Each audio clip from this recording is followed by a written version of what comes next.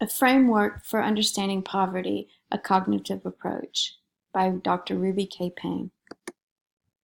As poverty seems to grow in the United States and the purse for education grows smaller, A Framework for Understanding Poverty, A Cognitive Approach by Dr. Ruby K. Payne is an interesting resource for educators both old and new in the educational system. By being so interesting, this book had me thinking and questioning throughout its entirety. Dr. Payne explains what poverty looks like, its influences, and the ramifications. The author examines and names the experiences and how it affects thinking, living in poverty, middle class, or wealth. The purpose of A Framework for Understanding Poverty, A Cognitive Approach, is to give an understanding to the social economics of class, especially helping readers understand poverty. The book offers strategies to address the issues of poverty and explains the impact that it has on our lives as students.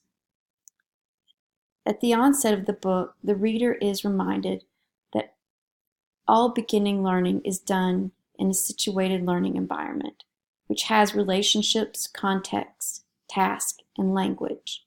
When the child moves to formal schooling, learning becomes decontextualized.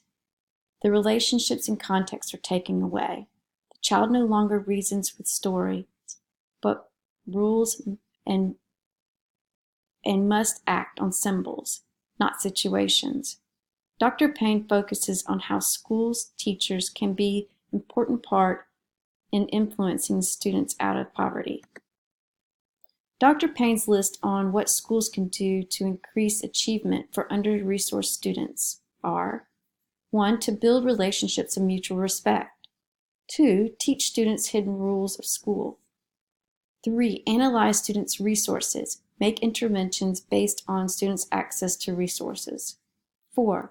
Teach formal register, the language of school and text. 5. Teach mental models and abstract processes. 6. Teach students how to plan and how to ask questions. 7. Understand the family resources and dynamics. Build relationships with mutual respect. To increase achievement for under-resourced students, you must have high expectations, be insistent, and give support. That is having mutual respect. Teach students hidden rules of school. We teach students that there are 2 different sets of rules, one for school and one from away from school. We ask them if the rules in one sport are the same as another. For example, do you use the same rules in soccer that you use in baseball? By learning these hidden rules of success, students increasingly will be able to function effectively in multiple settings. Analyze student resources and make interventions based on student access to resources. In order to determine interventions that will be successful, an analysis is made of the student's resources. Then interventions are successful only if they are built on the resources to which the student has access. Teach formal register, language of school and text. First, students need to understand the 5 language registers, the differences, and when they should be applied. Teach mental models, abstract processes. A mental model is an explanation of someone's thought process about how something works in the real world. Teach students how to plan and how to ask questions. Planning is crucial for school success. Planning helps you get tasks done on time, provides procedures, and allows a systematic approach to assignments. Understand the family resources and dynamics. By learning about other cultures, experiences, and circumstances, we build relationships and gain trust. Making connections build understanding and mutual respect. Thoughts and questions. Poverty is the main focus of A Framework for Understanding Poverty, A Cognitive Approach. Dr. Payne opens the book by 8 case studies that are heart-wrenching and make you think about your own personal experiences. And as a teacher, what would you do in this situation?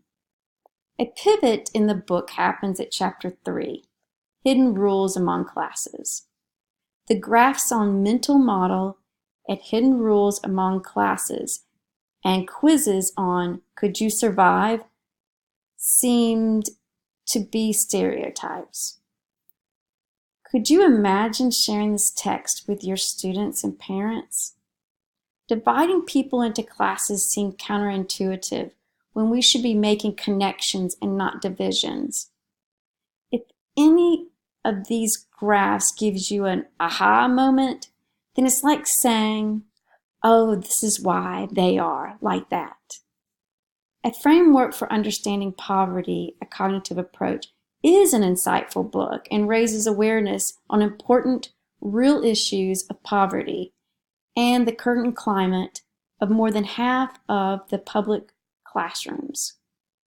When it comes to classroom management, all information about students, families, dynamics and circumstances, cultures, and community are an asset to the school and teachers for the success of the student.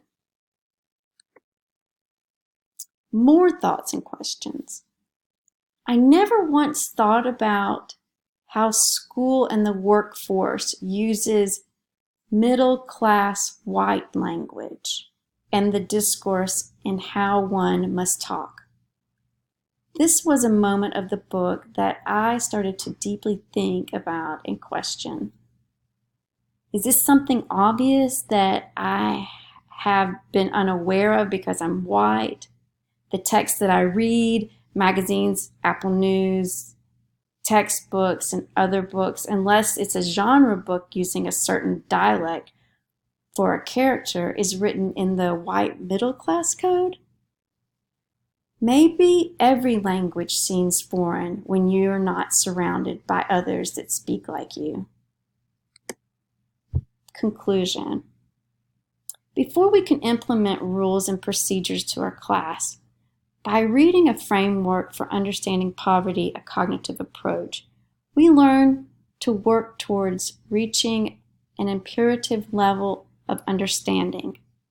Dr. Payne gives a close-up view of different children and their family situations, resources available, and how interventions can impact situated learning. This is the crucial information needed to have a successful classroom management plan. We should hold all students to high expectations. As a teacher, be a part of the community and be proactive with student activity outside of your class. Take notice of the assets that the student brings to the class and teach appreciation of other cultures. This book magnifies what poverty is, looks like, and what strategies to teach. The strategies are to help students out of something that might be or can become generational, and that is poverty. Payne stresses that by knowing your students' background and current situations, by making a resource assessment, and by figuring out what interventions are needed, how they could affect the students' opportunities, the pathway out of poverty can be met.